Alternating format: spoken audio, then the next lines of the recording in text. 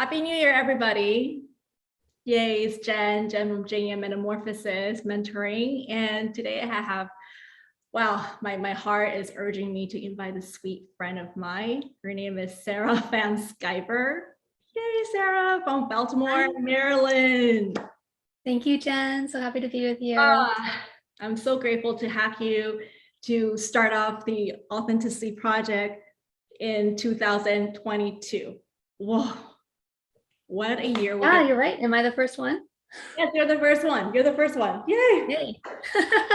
Okay, so, let's just hop in, So sister, I feel like we are on this path of journey to authenticity. And you are one of the person that I know, like truly devote your life force in finding the truth of who you are. And also, I can't wait for you to share about your inner journey, your healing journey of what leads you to who you are today. So who you are today, so what I know of, correct me if I'm wrong. So you're an intentional creativity coach. But aside from that, because your website is called the Untethered Mare, and that was like the first thing that intrigued me the most. It's like, it's so unusual, but it's intriguing. I want to know more. So you're gonna have to, share more about that one too. And I know you've helped a lot of women, highly sensitive women, empath, creative people to really own their gifts. And it's hard because when we are wanting to kind of with our creativity, but there's some blockages, which is the inauthenticity, which is something that we're going to talk a lot more. And you are helping them through multiple modalities. I know you do like 5-element acupuncture. I don't actually do acupuncture. I just studied it. And so it's kind of woven into my philosophy. Okay, so but I don't do any needles. Okay. But the concept of it, right? Yes. Concept of it. And yeah. Yes. And you're a field facilitator. And that has everything to do with the healing journey of working with the horses. Right. And what else? I know those are the three main things. Yeah. And then being an artist. Yeah. Yes, of course. So being an artist is kind of the foundation. Yeah. Yes. In a way. Yeah. So beautiful sister, I would love to have you to share whatever that comes up right now in your mind. Okay. Okay. Sure. The one thing I have to just say, I'm just super drawn to the painting behind you. The one that you just shared with me like 5 minutes ago. The one that you did, an important healing journey last year that you just went through. So you don't mind sharing that part as well. Sure. I think that was 5 questions there. I don't know how many questions I've asked you already. It's okay. I'm kidding. Yeah. I will just speak from my heart. I love what you just said. Please. Gosh, yeah. So it's interesting what you said about like how I think you said something about how I've become who I am.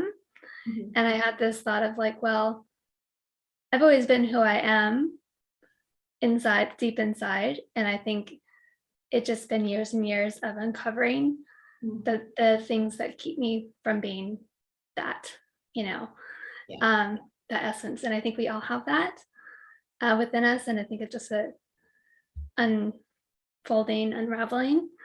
So, life's given me quite a few opportunities to really just discover who I am. And I think I've just kind of had that question for myself since high school, maybe, honestly, just really exploring who I am and what I love, what I'm supposed to be doing in this world. And there's kind of been a thread throughout with my art that's always been kind of my home base. My creativity and my art has gotten me through different periods of my life. Sometimes I've painted more than others. Sometimes, like, there's been periods at times when I've sold my artwork, and there's other times when I haven't painted at all. So yeah, but there's been definitely some difficult situations in my life that I think really kind of initiated me or more into deeper healing in a lot of ways. And I think through that process, it has really helped me to unfold even more deeply who I am. I mean, regardless of how difficult it was, I know that there were gifts that came from it as well. So yeah, and then so the horses are a big part of that. Yeah, okay. So something just came in right now. It's like, how did you find art as the medicine? You know, since you were little, like how little were you? Did you, how did you tap into the art part? Because I know your grandmother was also an artist, right? My grandmother was an artist. She was a sculptor and a dancer. Wow. My grandmother's mother, my great grandmother, was also a dancer and an artist, and so into the family. Very avant-garde for her time, pretty much a rebel. And then my grandmother's two sisters, one was a photographer and one was a writer. And then her daughter, my aunt, was also an artist. So that they're like, yeah, several artists. And you're being surrounded by people who are already in the art field. In a way, I mean, she lived in California and I lived in Colorado, but we would visit, and she'd always send like handmade gifts. Like she made this doll that I still have. So I just felt like her love and her care like went into that, and her intention of creativity. And so, I had that influence, and we visit, and she had an art studio in Berkeley, California. She was very hip. She's like a very hip grandmother. And she made all sorts of really cool things, like life-size paper mache dogs, but like all different colors.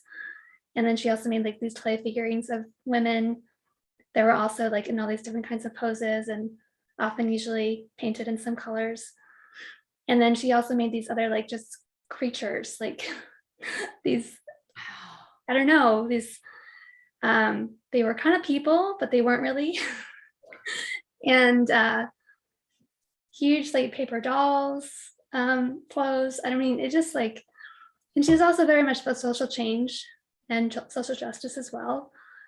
And so I was really influenced by her, even though I didn't live with her in the same state. I was still, exposed to what she was doing. And I think that just seeing a woman who was an artist, and as far as, and she was pretty much making a living from her art. She also had a side gig making paintbrushes, I think. So, but for the most part, she worked for the company. For the most part, she was, supporting herself. She had a little tiny studio, but still. And she just was really inspiring to me. And I loved her artwork too. Okay, one thing I just have to ask. So what is the biggest influence that she had on you besides, the artsy side, her spirit of being that independent woman? I think being kind of rebellious in a way, but not, she was also very sweet. Like it was a combination between rebel and just like honest to goodness, like, I don't know, sweetness is maybe not the right word, but care and wanting to really live what she was here to do. I think that's really what influenced me, because I saw that she was doing something she really loved. And I don't think my parents would have really fallen into the same category as that. I mean, I think my mom enjoyed being a teacher, but anyway, just being a creative spirit myself and loving art, I think that it really did play a role in the support that I had to follow my art, and the confidence that I had to do that well. Or I would have to say I also didn't have a lot of confidence later, like that goes into other things. But regardless of that, I think that having her in my life was really important. Oh my gosh, it's so beautiful, because as you know, we're on this path of healing, and a lot of us, we're eager to just feeling the loss of the feminine, because we're so kind of feeling lopsided by this whole paradigm, the society and everything, like Right. only the masculine will save you. You're waiting for the masculine to save us, right?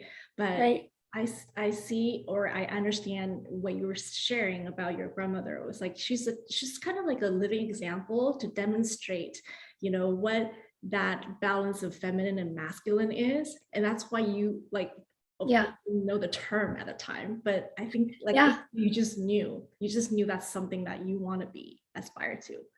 Right. Yeah. Yeah. Okay, jumping into the painting behind you then. You want to talk about the horses? Yes, the horses first. Yeah, because I think they play a good role. Okay. They're a big role in my healing and my journey. And when I met them, or when I found them, when they found me in 2014, at that point, I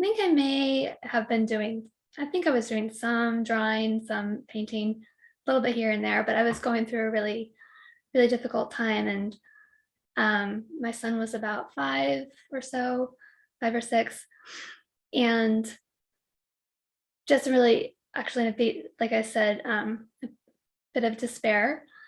And so I found the horses, and they really reawakened so much for me. So I think those parts of myself that I like, there was the art that was kind of ignited when I was young, but through all these experiences that I had through two marriages, 2 divorces, different traumas I've been through, just not having a real strong connection with my body, really kind of disconnected me from that joy. So I really had to find myself my way back to that joy that I felt doing art. There was times when I just did art just to,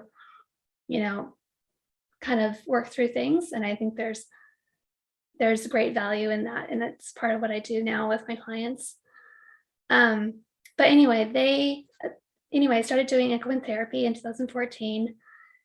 And all of what I have learned about authenticity, being who I really am, setting boundaries, being true to myself, I feel like most of it came from working with them. And it was just a year or 2 later that I was like, I just love this so much. And that's when I decided to become certified in FEEL, which is facilitated equine experiential learning. Experiential learning. Do you know one thing that came right now is that I think I shared with you that I'm currently studying Vedic astrology, and yes. I know you're in Aries, so in Vedic astrology, Ashwini is the sign of Aries, and the word Ashwini is horses. So yeah. Really? I kid you not. So oh my gosh. I feel like your soul is so kind of being awakened by these horse beings, right? Yeah. And their energy is just a reflection of the pure essence. Like it's already there. It's just like, remember, this is you. I really feel that. Yeah, I feel like there's such sensitive beings, and I have been so sensitive in my life to the point of not being able to even make out who I am and who other people are. Like for so many years, I just couldn't even. I just kept thinking it was all me. Everything I was feeling was just me, and it wasn't. And they are so sensitive because they have to be. They're prey animals in the wild. And whether or not they're domesticated or not, they still have that primal instinct.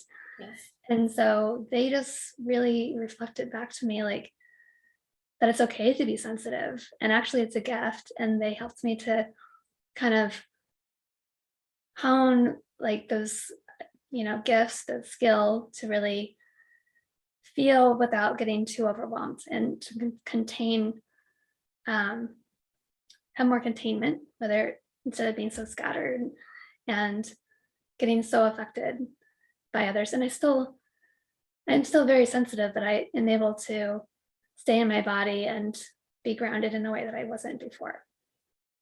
And it's so interesting just listening to you, what you're sharing. It's like the horses, right? And grandmother, even though she has nothing to do with horse, but I'm just saying, like, your grandmother was also there to, you know, inspire you to be not independent, you know, but yeah, you know, wild in a way, but sweet. You know, the balance that you're just talking about, that sweet balance is also kind of like portraying in those horses. Yeah. Yeah. They cannot be tamed. They can't. They're wild horses, right? Right. They have such a gift of just being in the present moment. Mm-hmm. And they help us to, you know, to come back to who we are, to come back to the moment. And I will say here that horses and animals can get traumatized just like people, and they have to heal as well. But this farm was very special, where they were really given the gift to be who they were. And if they came from a place where they were being abused, they were given the gift to heal in this farm. So that's why it was so powerful. It wasn't just a regular old farm, just, you know, with borders or whatever, which can also be great.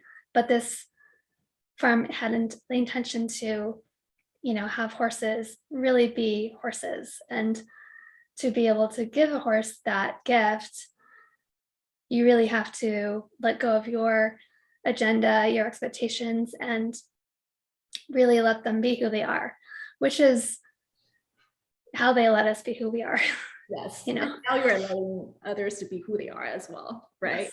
So Yes. you're holding space for women who are not feeling safe for being who they are, and now you're creating that safe space for them. Yeah. I mean, I learned it from them, from the horses. Yeah.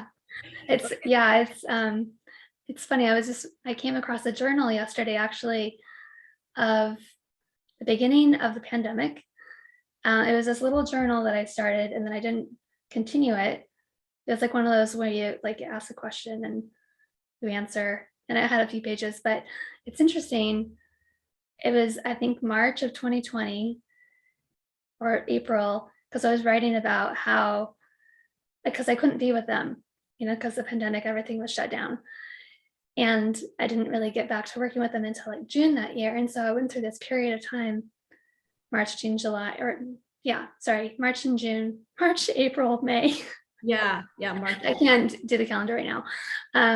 Few months where I was really missing them and had a lot of grief around not being with them.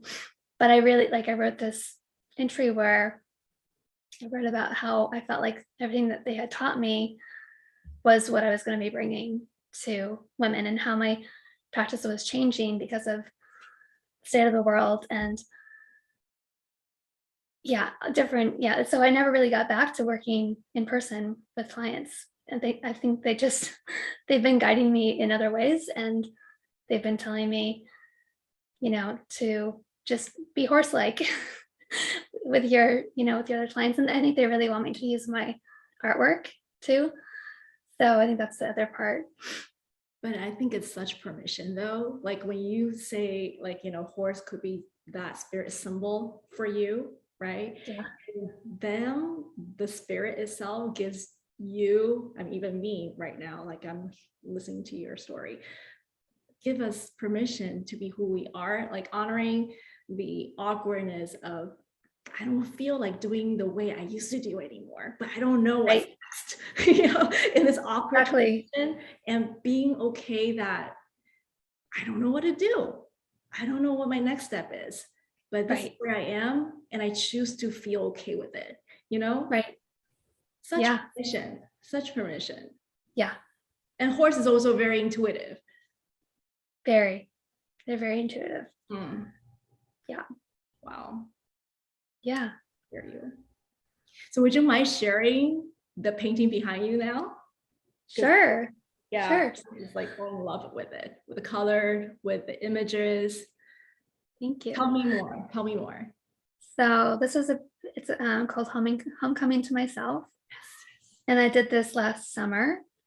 And so my one of my teachers is Shiloh Sophia, and she is the one where she's the teacher whom I did my motherboard training with, which is intentional creativity. And if you don't know about her, check her out. She does a lot of different kinds of painting processes, and this was one of them. So this was called Apothecary. I named mine Homecoming to Myself.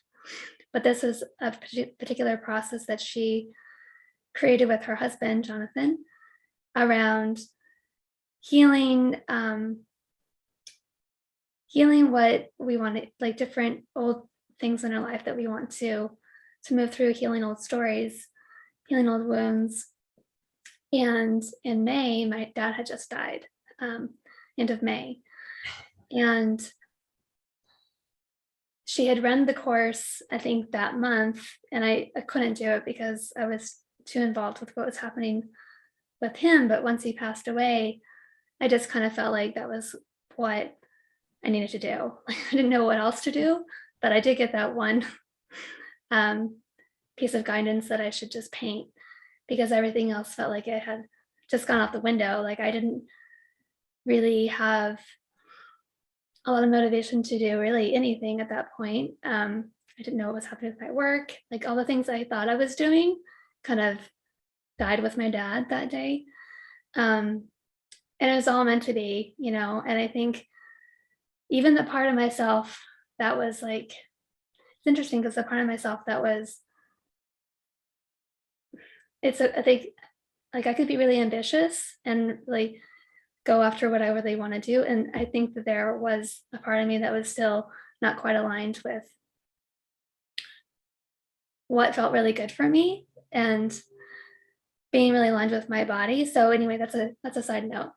But this painting really helps me to really kind of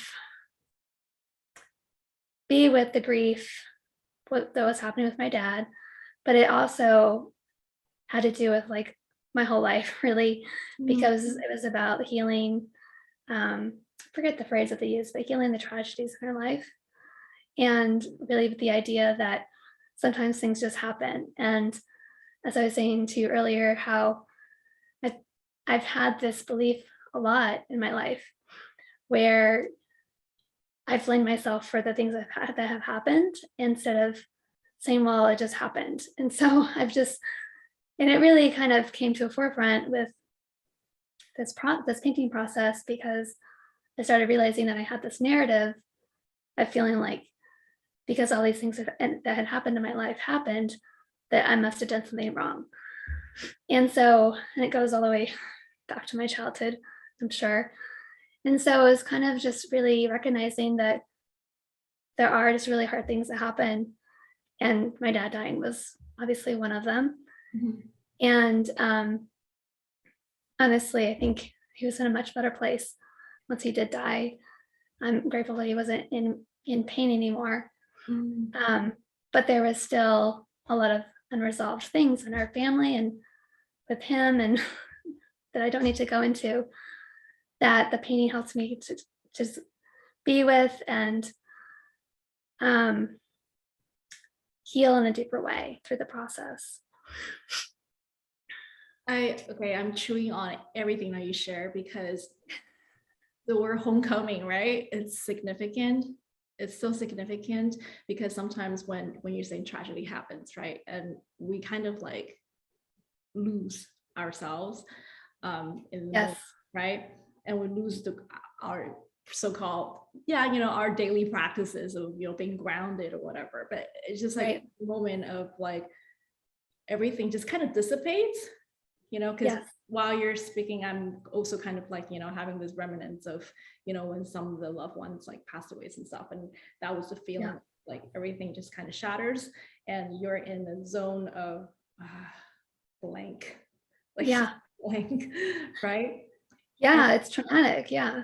And then so when you're allowing yourself, one thing I find is so courageous is that you are able to courageously make space for yourself and say, yeah, okay, I'm kind of like feeling really confused about the work anyway. I'm gonna put it aside.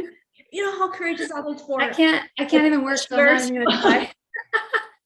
Yeah, but what I'm Yeah. saying is like being so courageously be willing to put those so-called important things aside and just tend your heart first, right? Because Yeah. we need so much of the nourishment in those moments that we feel like, I don't know why am I here or what I'm doing right now. Right. And can I be okay with this little moment, you know? And you Right. demonstrated by, yeah, this piece of artwork, but this piece of artwork is like, there's so many healing in there. There's so much healing in there, right? Yeah. It's kind of like bringing you back to the remembrance of your childhood. Remembering, Exactly. remembering. Yeah. And it's, I mean, I think I may have thought about this, but it came up more when you were just talking about like the homecoming. Because I was actually, I haven't talked a lot about this, but I was taken from my home when I was 12. I was put in a foster home for a few months. And I won't share the why, but that experience, I think that was one of the things that really brought me out of myself, like not really being able to be home in my body. And um, so yeah, I think the homecoming really working on these vessels, we call them vessels, um, really helped me to kind of heal those old places of myself and make space for something new to grow for in their place. So yeah, a lot happened.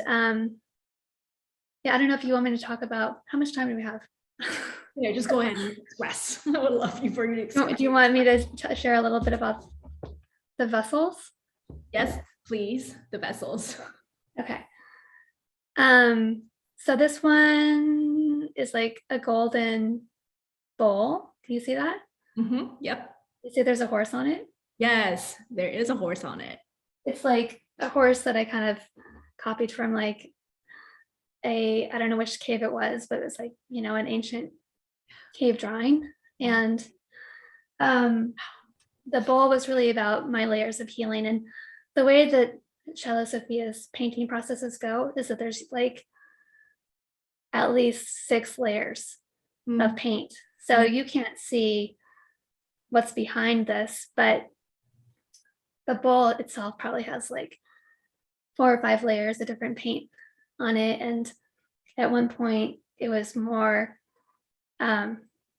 stripes and had different stencils on it, and then it turned gold, and and then it had the universe inside of it. So I don't really know what to say about it right now, but I know that the horses obviously were a huge part of my healing. Going into the darkness, like the universe, like there's the dark of the universe, but there's also the stars within the universe that are shining their light. So I feel like we can't have the light without the dark. And the horses really taught me to embrace all of that. The spiral itself has been just a continual symbol for me throughout my life. And I think the symbol is about just continuing to walk the path, returning, reawakening, opening more to life, and really, returning again and again to who we truly are, but also expanding out. That's kind of how I feel about the spiral. And the shell, which is kind of like a nautilus, I think. I'm getting my sea creatures mixed up, but anyway, it has a spiral on it, and it also has the space, but it kind of comes from, the whole spiral comes from that shell. And the shell itself, my notes here, was really about the connection to my own self. It's like really like connecting to my own essence. And I think a lot of this has to do with femininity as well. Like the pinks and the pinks and the oranges and the yellows. Just kind of, I think it's about a return to my femininity in a lot of ways. And then this bird of paradise was kind of like the last thing that I painted with, that wasn't even a vessel. She just kind of came out in the middle, and she's leaping from like the healing bowl more into like my essence. And so I think it's like really, in a way, kind of leaving behind the story that I'm wounded, I'm broken. I know there's always continual healing happening, but it's kind of, I think it was more about claiming more of like the fullness of who I really am with this painting, and like all the colors of this bird, and the joy that, you know, I might feel find there. So I'm just in awe. I'm just in awe of how, not just how beautiful the painting is, but the depth of it. Because you said there's so many layers, you know, put on top of, you know, each one. right. So what I see from my physical eyes is not just one layer. There are many layers. Only you know, Sarah. Right. Right? Right. This is your healing journey, and you know, it's just like, I feel like when we're going so dark to the moment of that darkness, when we stop searching for, I need to find a light right now. I need to find a light right now, you know? Right. And that's truly when you are fully embracing the wholeness of the dark and light, because you're not Right. busy searching for the fixing solution type of stuff, you know? I'm okay, even though I'm not comfortable and I'm so tragically impacted, but I'm okay with where I am. And Yeah. just like totally surrendering to the mystery. So your painting is all about, like, to me, what I'm taking away is like surrendering to the mystery of the unknown, because everything, the tragic, everything is not planned. Yeah. Right. Yeah, for sure. Thank you. Thank you. Yeah. I was just bugging you, like, please just say more about the painting. Thank you that you just did. Yeah. I'm so grateful. I'll say one more thing about the pomegranate. Yes. Oh, yeah. That's right. The pomegranate has kind of always has been a symbol for me as well for a long time. In college, I wrote a poem about a pomegranate, and the seeds, I feel like the seeds are really representative for me of like just the gifts that we can give, like how we each contain so much that we can't even see until we start to peel back the layer, and then we realize those beautiful jewels that are inside of us. And if we can really appreciate that, then we can learn to share that with the world or with others, and kind of share that juicy parts of ourselves with other people. And I think even though I've felt that within myself for a long time, it's taken me a long time to feel safe enough to come out and share that. And you know, because pomegranates have this really thick, leathery skin. Yes. And they're kind of hard to get into. That's true. That's true. So it takes some work. But once you do, it's like, oh my gosh, look at this. And yeah, so it's about planting seeds and really discovering what our seed is and how it's unique and how it's not like anybody else's. I love what you shared about all this. It's definitely hotter shell than the onion, because I use the analogy of onion a lot. Right? Yeah, the onion's good too.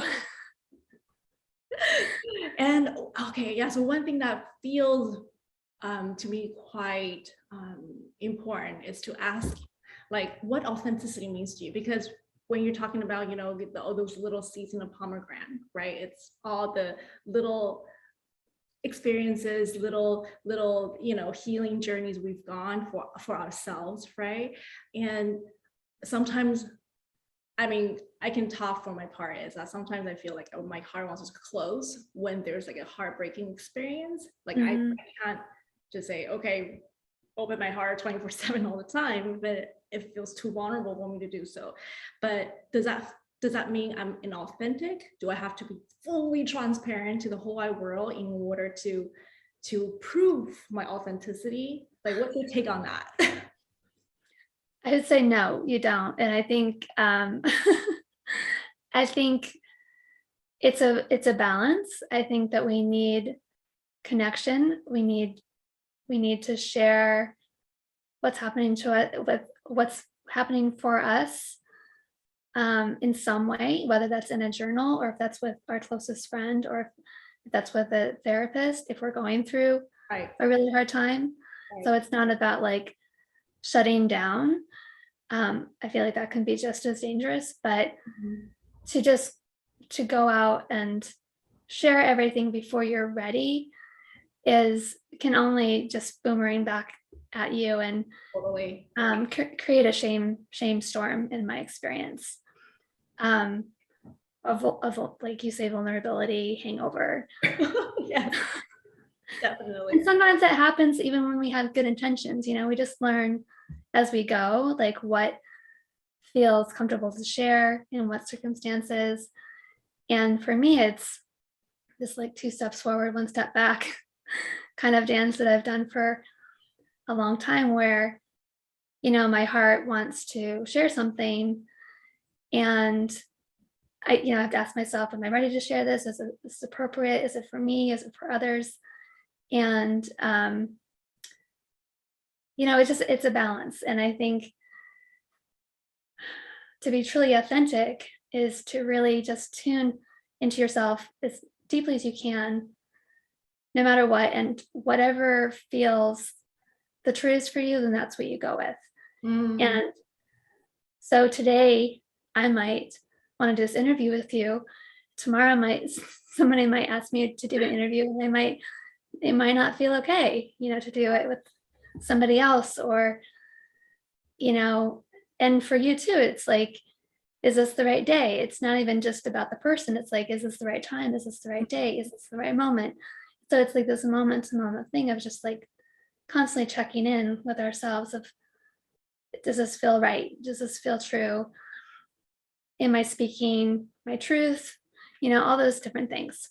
What you pointed out is so important. Why? Because in the world that we're living in right now, not just talking about social media, right? All these interaction activities and stuff going on, it's so easy to just kind of tune out, right? And just let other people's opinions, what's happening in the world, to just kind of take over, and kind of sense of like, how exactly am I feeling right now? Right. Like Exactly. we do from the place of should, rather than say, well, I feel this way, even though other people might not agree with like, how am I feeling, because I'm the only person in this vehicle. We're talking about vehicle vessels, right? Right.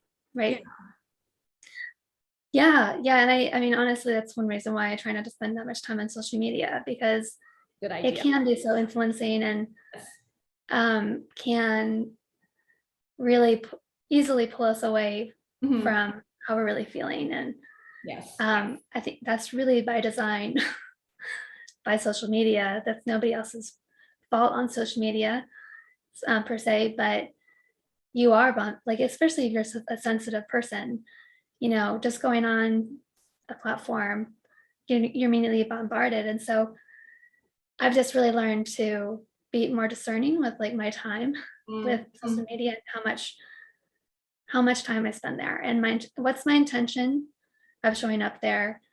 And if I'm not fulfilling that intention, then what am I really doing there? So anyway. No, it's really, really essential to ask, why am I spending my precious energy and time doing this? Am I connecting with my friends? Is this helpful? Am I sharing something that's important? Or am I just like zoning out and not knowing what to do? Am I really in my body?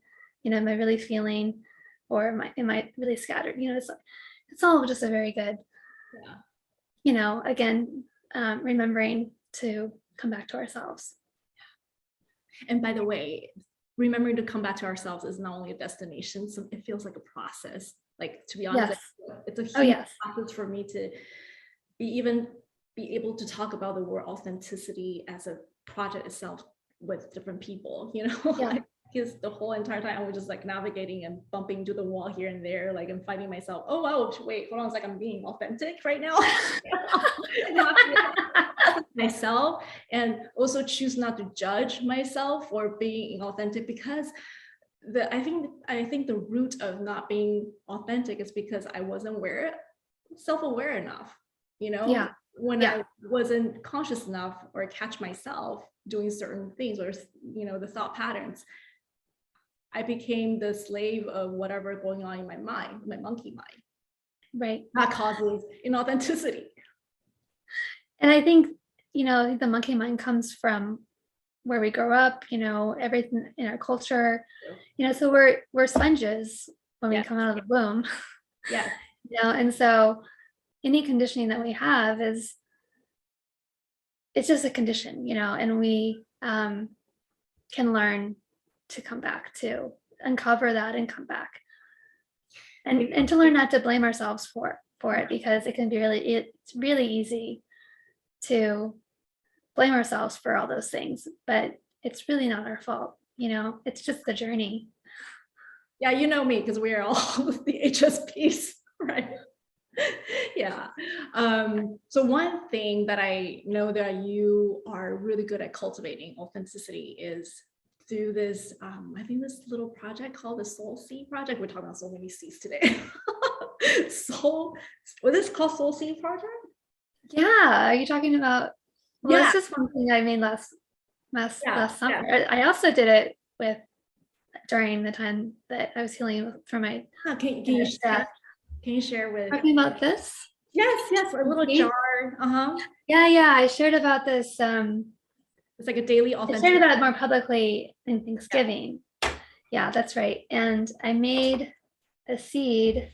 So first of all, Soul Seed goes way back to college. Like I wrote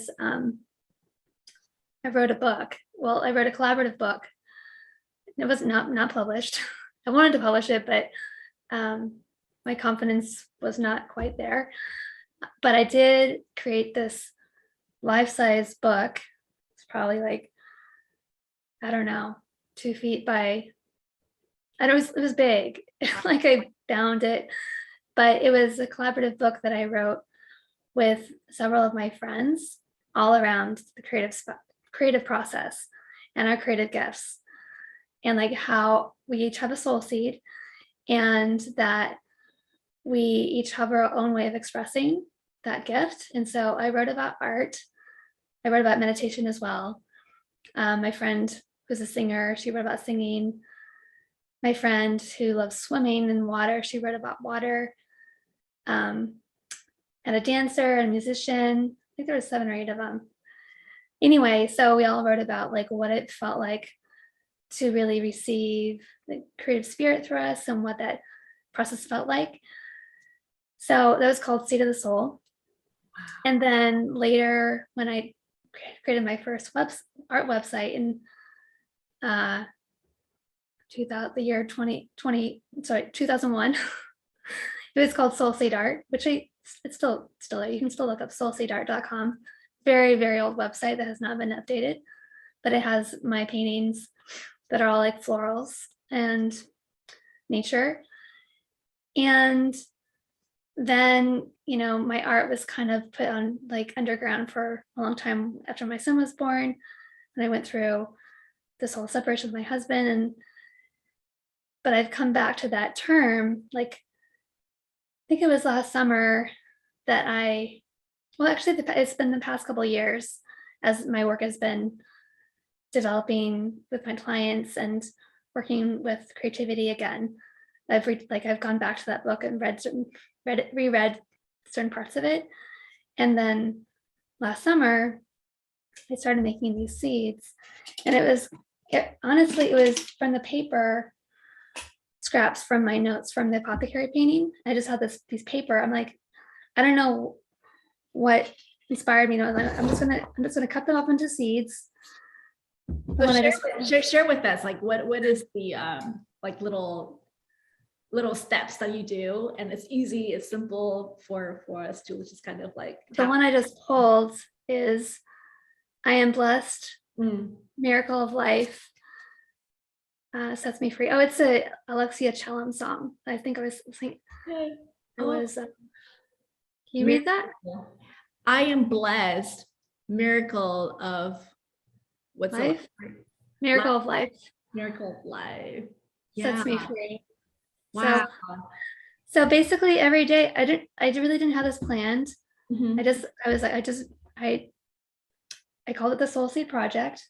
Yes. And every day, regardless of how I was feeling, I would sit down with my pen and I would just think to myself, what word do I need right now? And even if I felt like just really grief stricken or not even inspired, I would just kind of just wait and see what word came to me. So that's what I did. And then I wrote it on the paper. Yes. Gathering. Oh, gathering. And so these are permanent markers. You can just use Sharpies. I have these Pitt pens, Faber-Castell Pitt pens that are permanent. And then I have, anyway, other ones. So you and then I have just watercolor. Yeah. Just watercolor. So yeah, and I have I think there's 30 of them. I was thinking about hanging them, stringing them and hanging them up. I haven't done that. This is my favorite one, belonging. Oh, cool. Belonging. You belong. Oh, beautiful. So it becomes even a little oracle you can draw from, So yeah, exactly. Yeah, you could. So it's a daily deposit almost, right? You just check in with yourself and you watercolor it, whatever seed shape you actually created, and you put in a jar, right? So kind of honoring the feeling. It was kind of honoring myself during that time. I think connecting with my dad to processing, his loss, and just really being with what are my next steps, because like I said, I was really, the day he died, I was supposed to give a workshop, which I think you know about, live, and I had to cancel it. And I didn't know if I didn't feel like I could give it live because there's too many people. I just felt too raw and too vulnerable to do that at that point. And so I had the idea to record it, but it really wasn't sure. And so I think just through this process of just doing art every day, just very small, tiny little things even, helped me to come back to myself, come back to my truth. And in September, I just got more clear, and that's when I decided to record it. And then I finished in October, I think. So yeah. So much, because I feel you're really making a path, a way shower for everyone, especially highly sensitive women, to honor, wherever they are in the moment, and not to really push away and say, no, I should, or I could have, shoulda, coulda, woulda, right? Or else, there's so much fear about or else that we self-impose on ourselves. We really don't need. I think 2022, this is my intention is to make things simple. I want to live simply. I want to think simply. I want to feel simply. And that's why I feel, what you share, it's just so inspiring and so much wisdom in here to tap in, right? And the word tap in, the fewer the words, the harder it is sometimes to really get the grip of it. But allowing ourselves to move one step at a time with so much gentleness, so much patience, because without the personal, space you make for yourself, we wouldn't connect here. Yeah, exactly. Exactly. I want to say one more thing that happened, and that is that I was going through my dad's files, and I found some essays that my grandfather had written, his dad. And he was actually an alcoholic, but he sobered up towards the end of his life, and he joined a Universalist Unitarian church, I believe. And then he started writing, and we shared letters. But anyway, this essay that he wrote was during that time, towards the end of his life, and he talked about how his grandmother helped him to have more patience in figuring things out. And when he was a physicist, and he was in school to get his doctorate, or I forget exactly. He went to MIT. He taught at MIT, and anyway, he was talking about how she would say, just sleep on, like, if he had a question, he's trying to figure something out, she's like, just sleep on it. He's like, okay. And so he applied this wisdom when he was at school, and he was trying to figure out this big physics problem, and he couldn't figure it out. He's like, I'm gonna go take a nap. And he would go take a nap, and he'd wake up, and he'd be like, oh, he would get the answer with like hours of really trying to figure something out. Wasn't working, but he went to go take a nap, and he got the answer when he woke up. So that was also interesting, that I found the essay around the same time, and I actually made these cards. Like, I'm like, maybe I should do this. And then I made another one, and I still have them next to my bed. I made like 8 cards of like, what am I doing? And at least 3 of them I'm doing now. So I think there's a lot of wisdom in letting things rest. Yes. And letting them come to us when they're ready to be revealed. Without holding so tightly with the agenda. Like, yeah, figure this thing out. Bye. Yeah. When, you know, we gotta release that. Wow. I feel like you have so much, like, you know, the ancestral influence from your grandmother is like the more of the heart-based, wild, you know, artistic side, and your grandfather is, oh my God, intelligence, intellect, right? What a combination. Yeah. But the science and the art in my family, for sure. Yes, and what I see in you is that, you know, of course, and you're walking your truth right now, is that you're putting intention as your, you know, way of living. Right. That let intention to lead you how to live. Yes. So it's so nurturing to just hear all those little steps, and also your healing journey of how you know, feel like everything crumbles, but you step by step just build yourself back up again. It always empowers me to yeah, you know, to just listen to all those little pieces of you. Thank you. Thank you. You're welcome. Thank you. Thank you so much for having me.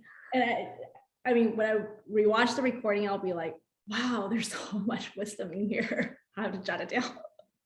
I think so too. I don't know what I said, but I think so. Okay, so everyone, this is beautiful. My beautiful friend, Sarah Van Sciver, and you can find her through her website, the untetheredmare.com. And also she has a beautiful community called the Courageously Creative Collective. I'm not really actually doing that right now. Oh, you're not? Okay, awesome. Yeah, that was the other thing that I was doing a lot. That was the other thing that kind of you're sleeping on it. I was sleeping on it. So I'm not doing it right now, but I was last year. Yeah, but anyway, doesn't matter. I mean, you're still courageously showing up for the current when needed, and you're attended to it, you know? Yes. Yeah. I just felt like I couldn't hold space for a big group when I was going through what I was going through. Yeah. So, and my work has transformed in different ways. So exactly. Yeah. I also have a free coloring book on my website that people can download. Yeah. So you go to the website, there's a free coloring book tab, and it's like 11 pages of coloring pages that you can, it's all around the feminine that you can color in if you want to do that. So feel free to go to her website and download the free goodies. And besides, she is an amazing teacher. She's teaching a lot of workshops for the coloring, the watercolor paintings, and I'm part of it, and I'm receiving a lot of benefits, healing benefits. Yay. So everyone, this is Sarah Van Sciver, and go check her out. I'm sure she will inspire you in a very deep way. She's deep. Thank you. And one more, I'll say just one more thing, is that I'm creating a course, and it's all around authenticity. So it's not done yet. It's going to be Authentic Reawakening, but it's coming. So more details to come. It's not on my website yet, but looking forward to it. Yeah. All right, everyone. Thank you so much. Have a beautiful time of your year to start with. And we'll check in with you again with the Authenticity Project, and also Sarah's. I'm going to share whatever that you're more. Thank you. Thank you. Okay, see you later, guys. Bye. Bye. Thank you. Bye.